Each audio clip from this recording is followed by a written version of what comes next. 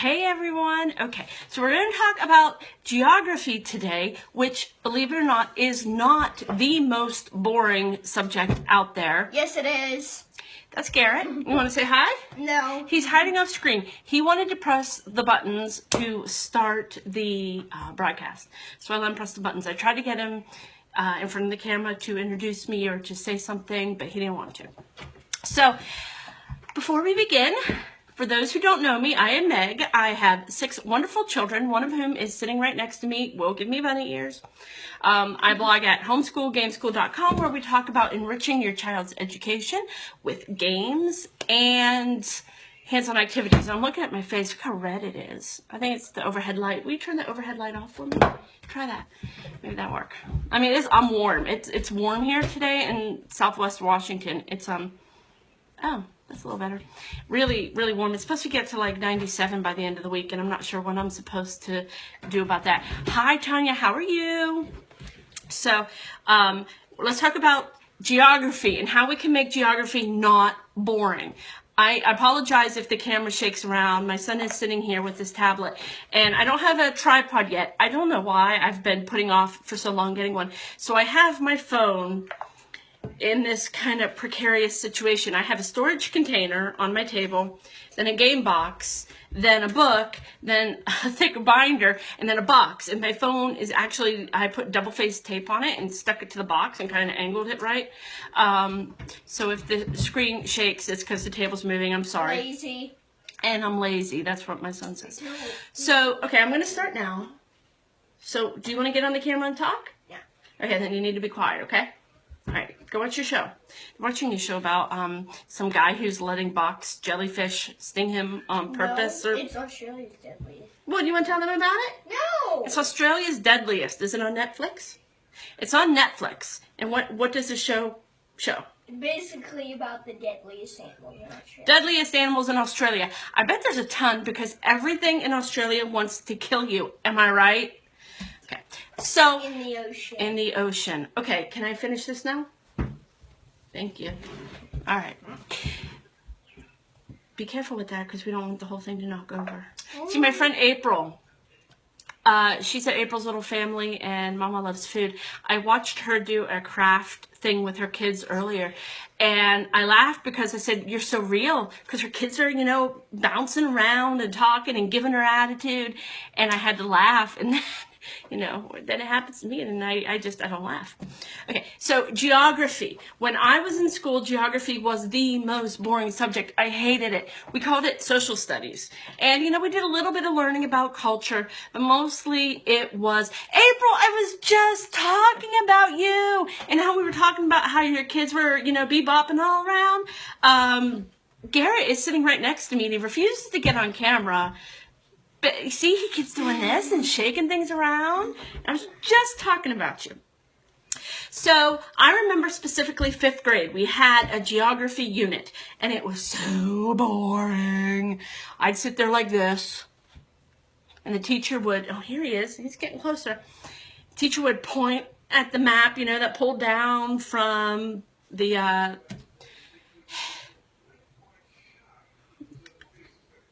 Garrett, Nicholas. Thank you.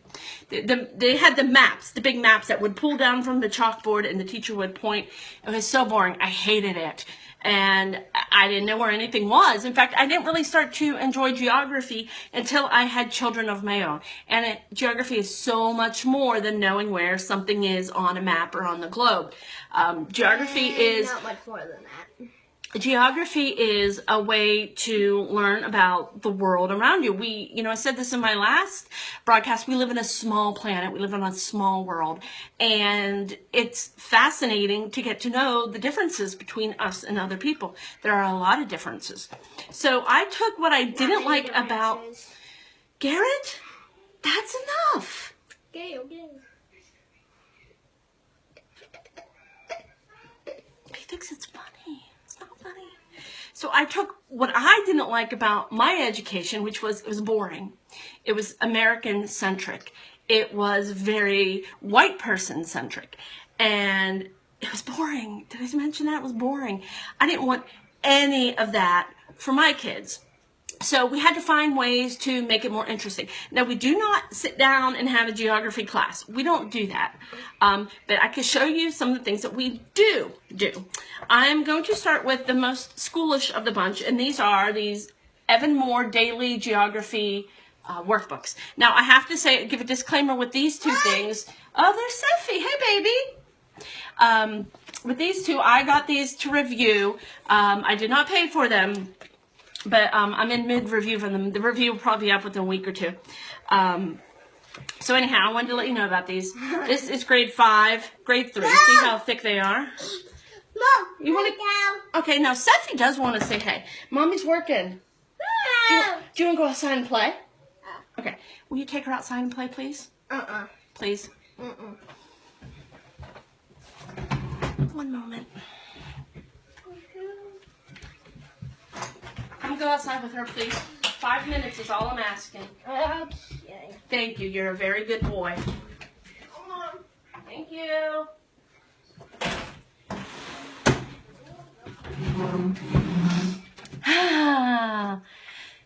I will hold them up. Where you said do. Where's my poop emoticon, right? I'm going to close these windows because I have a feeling we're going to be hearing screaming.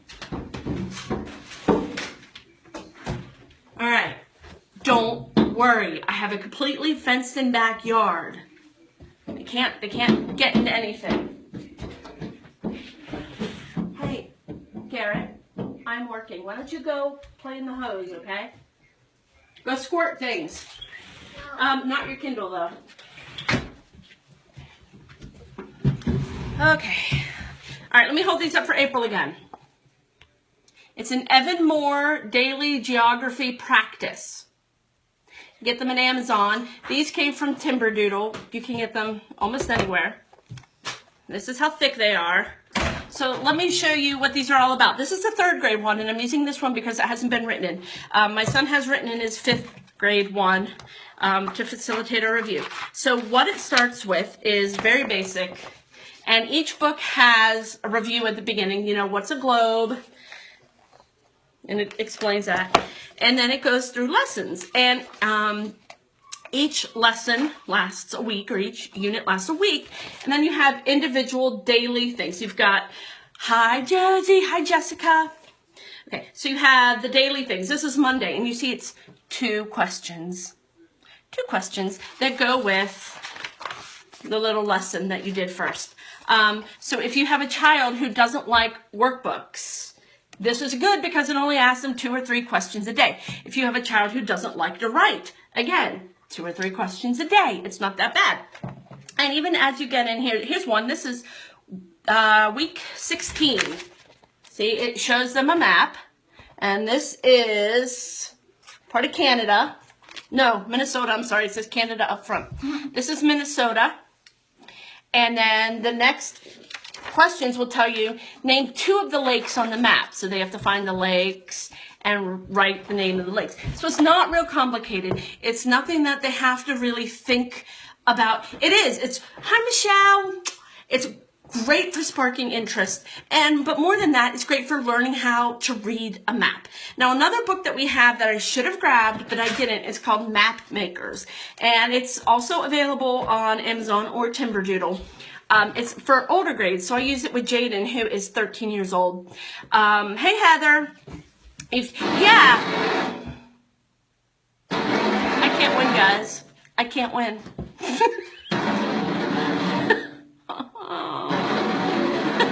Hold on. Hey. Go out there and tell him not to shoot this window, right? Okay. Look at him. Can you see his face? Watch her not shoot that window. You can tell he knows exactly what he's doing. Sorry, you know what? The best thing to do is to carry on. My life is like a sitcom. So we've had this animal incident, right? And every day I've been waking up to this huge pile of poop in the yard. And it's always in the same spot and has cherry seeds in it. So it is because I laughed at you. So we're playing this mystery game okay, Josie, no, go back to Legoland. Go ride that roller coaster, the one where you hang. I like that one, the blue one. Go ride that, come back to the web or to the Facebook page later, click on videos, and you'll be able to watch this again. Okay? Go watch it. You know what? You and Shire, you go enjoy Legoland and have fun and like hug a minifig or something for me because I didn't think I'd ever miss Legoland. I miss Legoland. Say hi. So anyhow, this pile of poop, this gigantic pile of poop keeps appearing in my yard in the same spot every single day. If you go to the group, I think it was a group. No, it was the Facebook page. I put up pictures of it because I need to know what this is. And everybody's telling me bear. Or I don't think it could be bear. I really don't think it's bear. I think it's raccoon.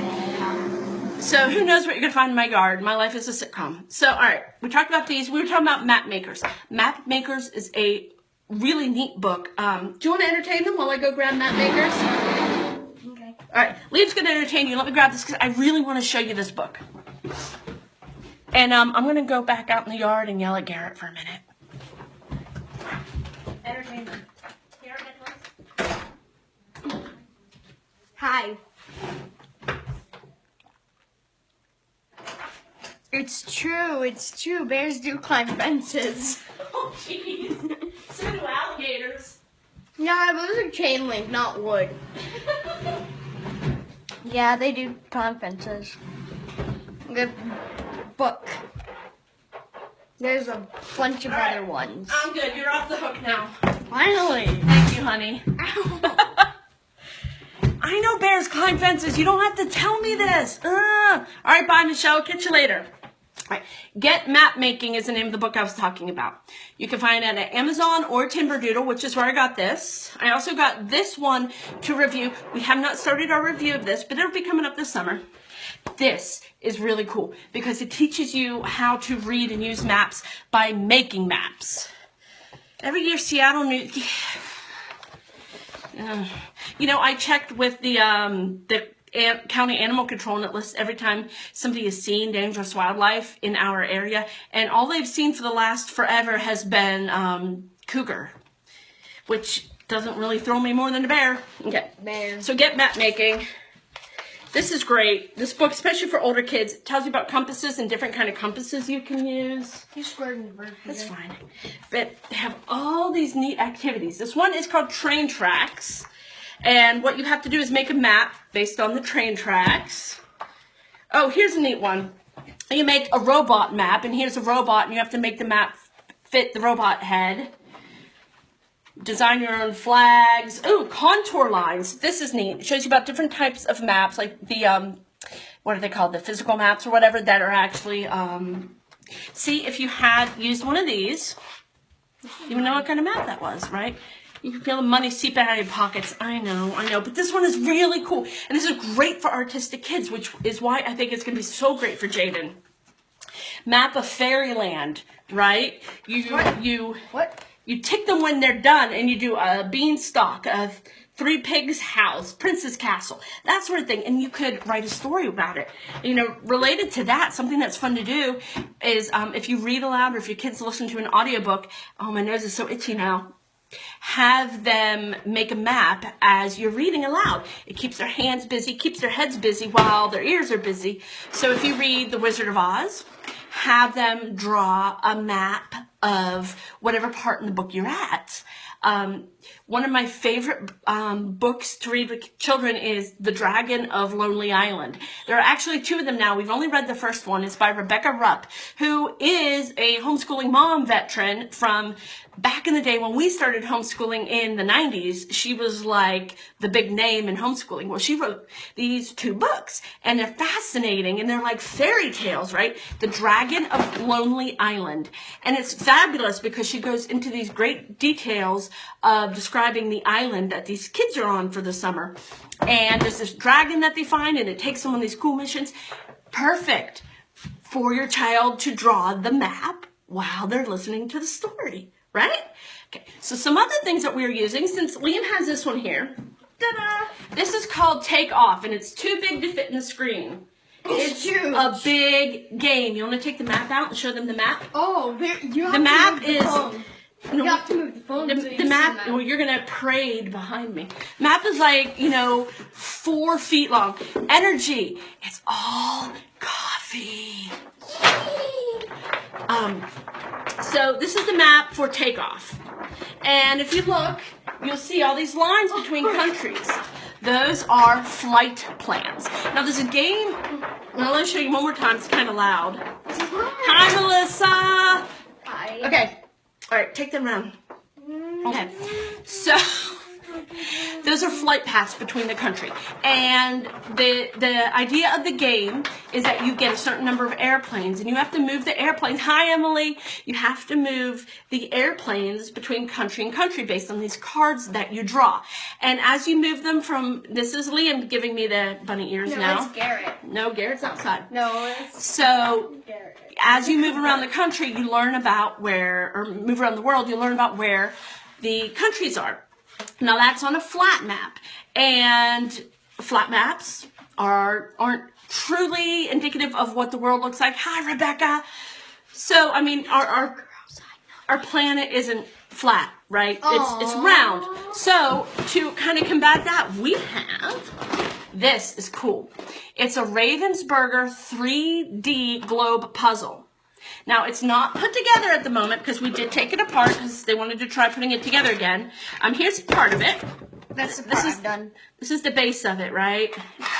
And it sits on this, while you're putting it together, it sits on this little plate there, right? And the pieces are curved just so, hi, Christina, so they fit in, you know, like that. And now, this is the junior puzzle. They also have a puzzle for older children. This one's 180 pages or pieces.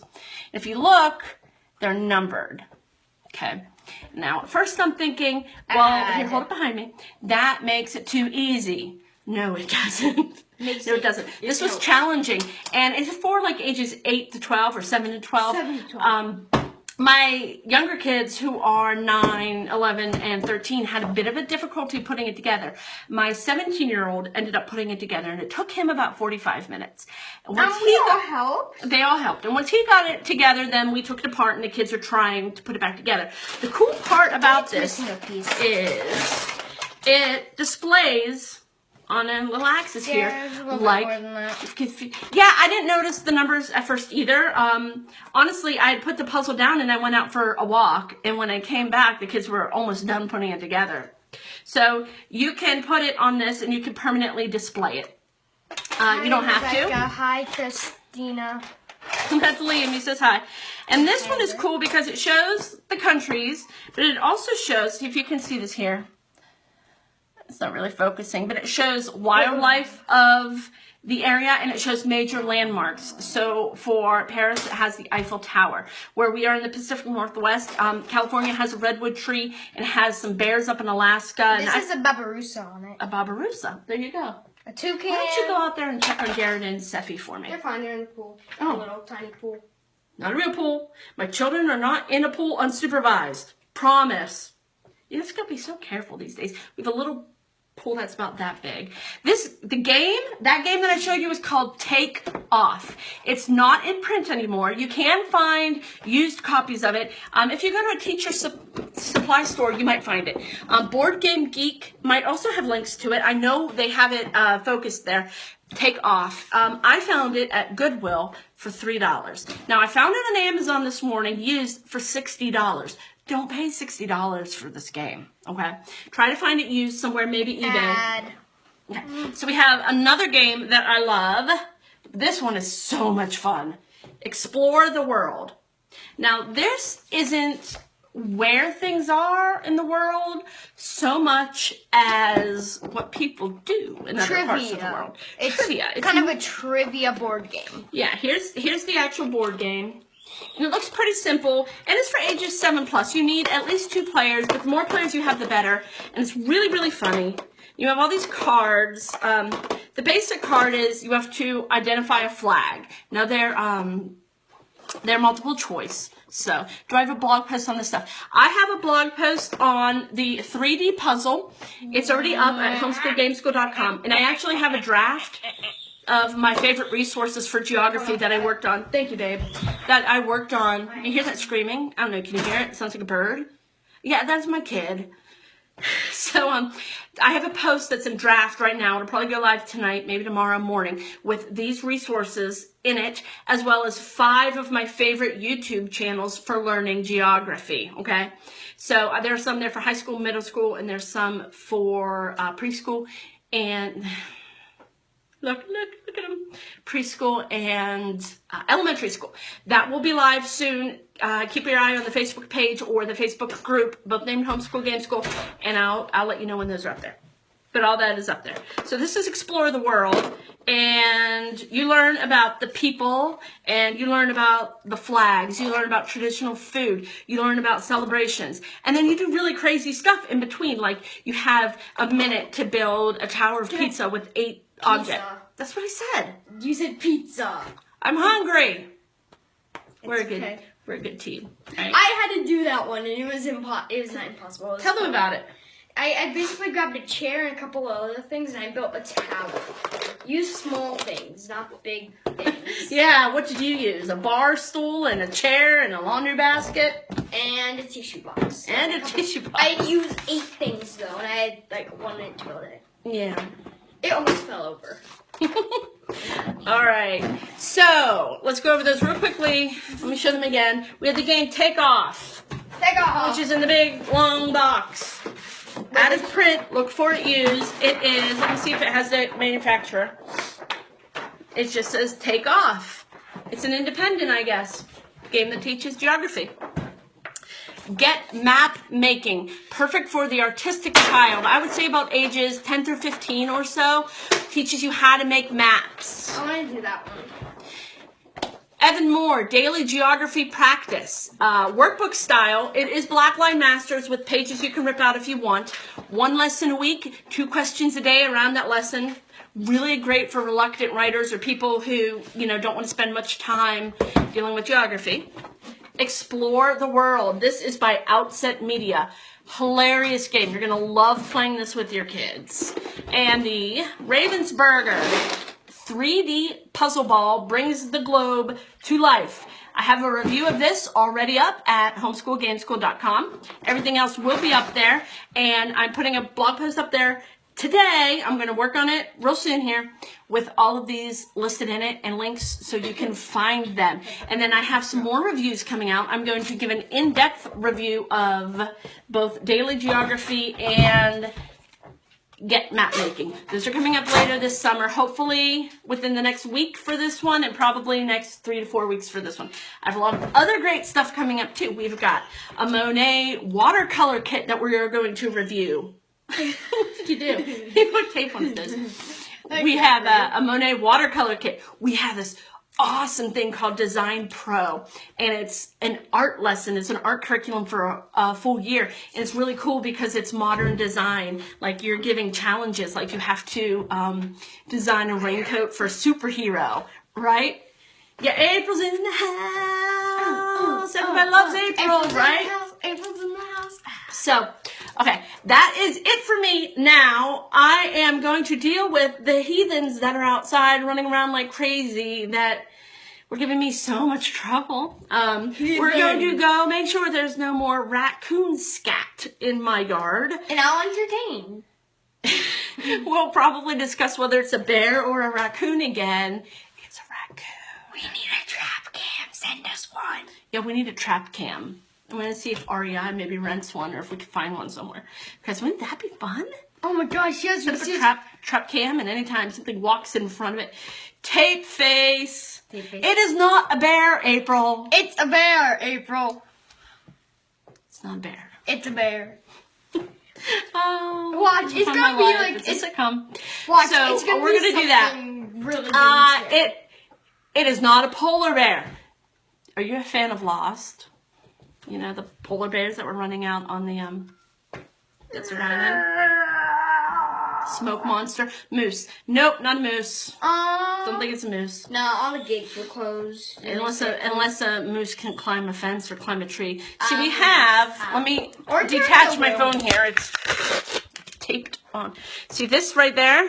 That's a cherry tree. Yeah. And it's about 40 feet high. I can get 25 feet into it. Yes, you can. And whatever it is getting the cherries off the tree and then eating them and partially digesting them and leaving the results in my yard by our little fire pit. And it's in almost the same identical spot every day. And according to Google and the interwebs, yes, it's a really big cherry tree. How old is this one? He's 11. He'll be 12 soon. Yeah, I think according to everybody on the internet, raccoons go in the same spot all the time, and sometimes more than one will go, which would wouldn't it be great if it was koala? I hear they're kind of nasty though, but it's another, just, we were talking about Australia earlier and how everything wants to kill you. It would probably try to kill me. Even little crustaceans want to kill you. Everything in Australia wants to kill you. Including you. Including you. I've never been to Australia. I kind of don't want to go, though. I mean, I lived in Florida for a long time, and, like, everything there wants to kill you. There's sharks. Even and other there's people alligators. And there are bears in Florida. And coyotes. And yeah. Yeah, alligators and pools. We lived by a lake. We never had an alligator in a pool. We had several alligators in the lake, and they would come in our yard. My dog jumped on one once. It was a little alligator. Wait, which dog? Heidi. Really? Yeah. When? Years ago. 3 years ago. Really? I never knew. You were there. I wasn't. There was no Anyhow, I'm alligator. going to let you go now. I am. Wait. Who wants to see Mom from the back? Nobody wants to see Mom from the back. There. Now you see Mom from the back. I'm going to hire a babysitter next time I try to do this. I just tried getting one to stay for more than 5 minutes. It's true. It's a challenge. All right. I will talk to you all later. Bye.